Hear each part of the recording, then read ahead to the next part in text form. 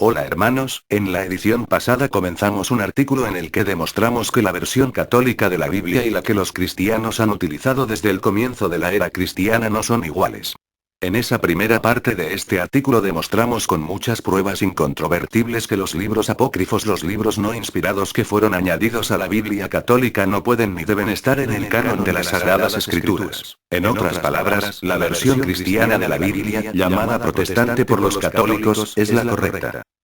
Otra diferencia menos obvia, pero no por ello menos perniciosa, es la adulteración de infinidad de porciones de la Biblia para que se acomoden al dogma católico.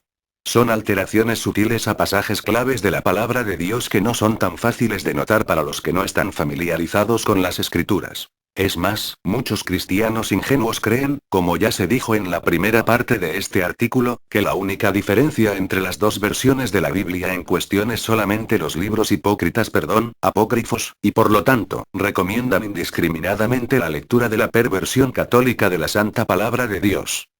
Nos proponemos enseguida demostrar con hechos nuestra aseveración. Para seguir mejor la explicación que sigue. Obviamente sería imposible tratar aquí todos los pasajes adulterados en las diferentes versiones de la Biblia católica, de modo que solamente se tratan aquí algunos de los más sobresalientes. Se mencionará el pasaje en cuestión, y se demostrará el por qué está adulterado. Éxodo 20:23. Quizás se debería mencionar, aunado al análisis de este pasaje, el correspondiente a los mandamientos 2 y 3 del Decálogo. Estos son los 10 mandamientos, que tiene que ver con las imágenes y su adoración, o veneración, para usar la terminología católica. En Éxodo 24:5 de la versión católica de Don Félix Torres Amat dice: No harás para ti imagen de escultura, ni figura alguna de las cosas que hay arriba en el cielo, ni abajo en la tierra, ni de las que hay en las aguas debajo de la tierra. No las adorarás ni rendirás culto. Yo soy el Señor Dios tuyo, el fuerte, el celoso, que castigo la maldad de los padres en los hijos hasta la tercera y cuarta generación de aquellos, digo, que me aborrecen. La explicación a estos mandamientos en la misma Biblia al pie de la página dice que, en el versículo 3, se prohíbe el culto de los falsos dioses, y en este, es decir, el versículo 4, sus imágenes. Pero las imágenes de los santos, cuyo culto ni es idolátrico ni supersticioso. No se prohíbe toda clase de imágenes. Puesto que Dios mandó ladear los querubines del arca del testamento, y también mandó a Moisés hacer una serpiente de bronce, mirando a la cual se curaban de las mordeduras de las serpientes venenosas. La traducción protestante del hebreo Istaba, no te inclinarás a ellas, es inexacta, y quizá está hecha con malicia para engañar a los sencillos, haciéndolos creer que es idolatría, la reverencia hecha a las imágenes de los santos. La inclinación propiamente dicha, la expresaban los hebreos con la palabra quadat, que los 70 traducen por la voz griega kipto. La voz hebrea de este versículo, es decir, el versículo 5, es istaba, que significa propiamente postrarse en tierra hasta tocar el suelo con la frente, acto de veneración que los hebreos hacían o a Dios o a los grandes personajes. Se usa también esta voz istaba, para significar la adoración del verdadero Dios, sin inclinación ni postración del cuerpo. Y también en el sentido de ofrecer sacrificios a Dios, que es el principal culto de la divinidad. Queda más que claro cuál es la posición de la Iglesia Católica respecto a las imágenes y la inclinación a ellas. Creo que no vale ni la pena contestar a las acusaciones de Félix Torres Amat contra los protestantes que se oponen a la veneración de imágenes que se practica en dicha iglesia. No vale la pena decir que los querubines del arca del pacto o del testamento, como la llaman Don Félix, tenían un propósito ornamental, y que la serpiente que Moisés hizo en el desierto tenía una función curativa, razón por la cual el símbolo de la medicina es la serpiente enredada en una cruz. Pero ni en el caso de los querubines, ni en el de la serpiente se ordenó que se inclinaran a ellas, o ni siquiera que se les venerara. Así como en la actualidad no se ve a los médicos venerando el escudo que representa su profesión. Tampoco es necesario señalar la aclaración que, afortunadamente para nosotros y desafortunadamente para los católicos, hizo Don Félix de la palabra hebrea istaba hacia el final de su explicación citada arriba de que ese término se usaba exclusivamente en referencia al verdadero Dios. De manera que si una persona se inclina, istaba, delante de cualquier imagen, ya sea hasta el suelo o no, como quiera que lo haga, es un acto reservado para la verdadera divinidad, y por lo tanto, es pecado.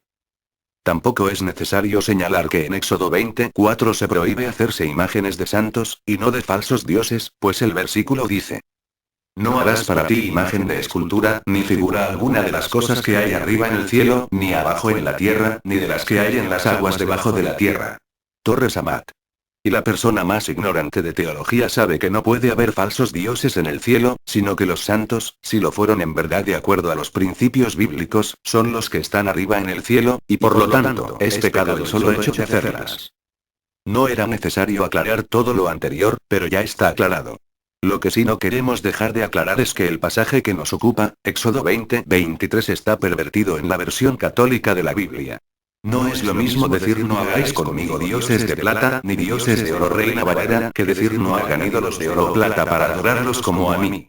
Dios habla hoy, o no os haréis dioses de plata ni de oro. Torres Amat, ¿cuál versión es la correcta? Un análisis del pasaje en el original revela que 1.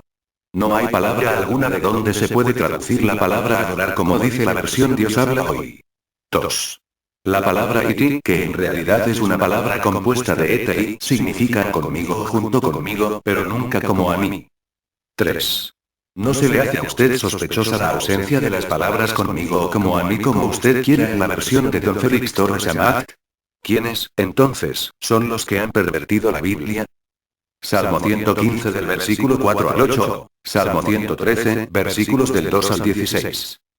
Este pasaje era demasiado largo como para brincárselo, o manipularlo en su traducción, así que Don Félix Torres Amat, con la autoridad conferida en él por la infalible Iglesia Católica, mejor lo escondió en otra parte, y por eso es que la única diferencia es la referencia, o sea, el pasaje en donde se encuentra en ambas Biblias.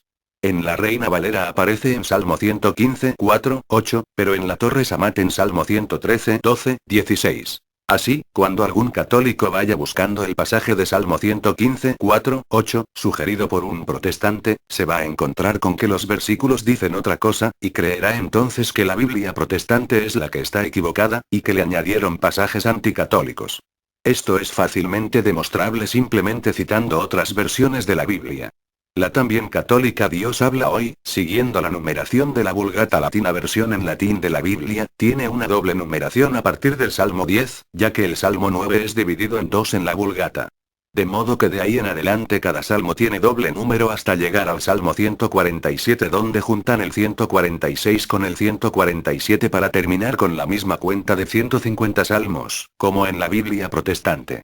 Sin embargo, el pasaje en cuestión, que en otras versiones de la Biblia católica aparece con el número 114 y entre paréntesis 115, en la Torres Amat aparece en el Salmo 113, y además, con otra numeración de versículos. Y para terminar con la misma cuenta de 150 como las otras Biblias, tuvo que dividir nuestro Salmo 116-115 en las versiones católicas en dos, porque si no, le hubiera faltado un salmo, y eso hubiera sido demasiado sospechoso.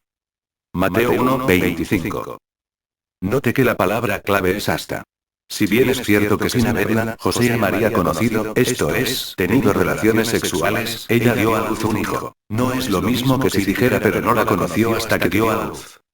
¿Cuál es pues la traducción más correcta? Vayamos a los originales una vez más. Pero ahora vamos a reproducir el versículo en cuestión de una Biblia interlineal, en donde aparece el griego y la traducción literal en español debajo de cada palabra. Dos graves problemas gramaticales con la traducción católica de este versículo es el tiempo del verbo conocer y la ausencia silenciosa e inexplicable de la palabra hasta. En cuanto al verbo eginosken, cualquier estudiante de primer año de griego sabe que esta es una forma del verbo ginosku, o sea, conocer, en tiempo imperfecto, voz activa, tercera persona singular, que se traduce como conoció o conocía, pero no conocer, la, como infinitivo, que es lo que se hizo en la Biblia católica. El griego es demasiado preciso como para que el infinitivo ginoskein se confunda con eginosken. Aún en el remoto caso de que se pudiera explicar por qué se tradujo el verbo de esa manera, la omisión de la palabra eus, hasta, es por demás sospechosa. El hecho que los eruditos de la Iglesia Católica en los idiomas bíblicos pudieran cometer tan craso error, solo se puede explicar diciendo que tenían un fuerte motivo para traducir así ese versículo. Ese motivo no es secreto, pues es del conocimiento público que la Iglesia romana inventó la mentira de que la Virgen María permaneció siempre virgen, a pesar de que la misma Iglesia presenta a la Santa Familia como una familia modelo, lo cual implica que los esposos José y María debieron cumplir con su deber conyugal de acuerdo a lo que manda la palabra de Dios en 1 Corintios 7, versos 3 al 5. Pero como la Iglesia Católica considera la relación sexual pecaminosa, lo cual es una contradicción con el hecho de que el matrimonio es uno de los sacramentos, y los sacramentos son requisitos para la salvación, es inconcebible, para dicha Iglesia, aceptar que María vivió una vida matrimonial normal con su esposo. Marcos 3, versículos 31 al 35. Como se puede observar, en la versión católica de este pasaje se insertan las palabras primos o parientes después de que se mencionan a los hermanos de Jesús. La razón de esta inserción en esta particular versión de la Biblia católica, o la explicación al pie de la página en este sentido en otras versiones, pero con el mismo fin, tiene como propósito, una vez más, reivindicar a la Iglesia romana de su enseñanza de que la Virgen María siempre permaneció virgen. No obstante, las escrituras, aún las mismas católicas, establecen el hecho de que Jesús tuvo hermanos, o mejor dicho, medios hermanos. La Biblia misma hasta da los nombres de algunos de ellos en Mateo 13, 55, 56, donde dice: ¿No es este el hijo del carpintero? ¿No se llama su madre María, y sus hermanos, Jacobo, José, Simón y Judas? ¿No están todas sus hermanas con nosotros? Versión Reina Valera. En la cruz Cristo miró a su madre y a su hermano medio hermano Juan. Juan 19, 26, 27. Habiendo mirado, pues, Jesús a su madre y al discípulo que él amaba, Juan, el cual estaba allí, dice a su madre: mujer, señora, ahí tienes a tu hijo. Después dice al discípulo: ahí tienes a tu madre. Y desde aquel punto encargóse de ella el discípulo, y la tuvo consigo en su casa. Versión de Don Félix Torres Amat. Estaría bueno hacerle esta pregunta a Pepito. A ver, Pepito, si a su madre que estaba allí Cristo le dice: mujer, ahí tienes a tu hijo, y al hijo le dice: hijo, ahí tienes a tu madre, ¿qué parentesco tendrían Cristo y ese discípulo hijo de su madre? Si Pepito fuera católico, y dijera primos, maestra. Y si la maestra fuera católica le pondría 10. Pero si la maestra fuera una persona sincera que no cierra sus ojos a la verdad, reprobaría a Pepito. Volviendo al pasaje, ¿que acaso Cristo no sabría el significado de las palabras como para después concluir que los que estaban allí no eran sus verdaderos parientes, o sea, madre y hermanos, sino aquellos que hacen la voluntad del Padre? ¿Por qué no respondió? Los que hacen la voluntad de mi Padre son mi madre y mis primos. El mismo contexto demanda que la relación que él tenía con María de madre e hijo, es la misma relación que él tenía desde el punto de vista humano con las demás personas que acompañaban a su madre, o sea, hermanos. Además, si Cristo o el escritor del Evangelio quiso decir primos o parientes cercanos, ¿por qué no usó la palabra para primos en griego que es anexios en vez de adelfos? Por el contrario, la Biblia atestigua contundentemente que Cristo tuvo medios hermanos. Una profecía en el Salmo 69, 8 dice: extraño he sido para mis hermanos, y desconocido para los hijos de mi madre, cuyo cumplimiento está en Juan 7, 5, donde dice que ni aun sus hermanos creían en él. Compare los versículos 4, 8, 21 y 25 del mismo Salmo con Juan 15, 25. 2, 17. Romanos 15, 3. Mateo 27, 34. Y Hechos 1, 20, en donde se cumplen otros elementos del mismo Salmo profético. Jacobo Santiago, su discípulo y hermano, llegó a ser la cabeza de la iglesia en Jerusalén, y escribió el libro de la Biblia que lleva su nombre. El otro discípulo, Judas, también hermano, también fue escritor bíblico. Y el discípulo amado, Juan, que escribió el Evangelio que lleva su nombre, 3 epístolas universales y el Apocalipsis, fue también su medio hermano. Juan 3, 5. Las palabras en cursiva en la versión católica de Torres Amat, no aparecen en el original.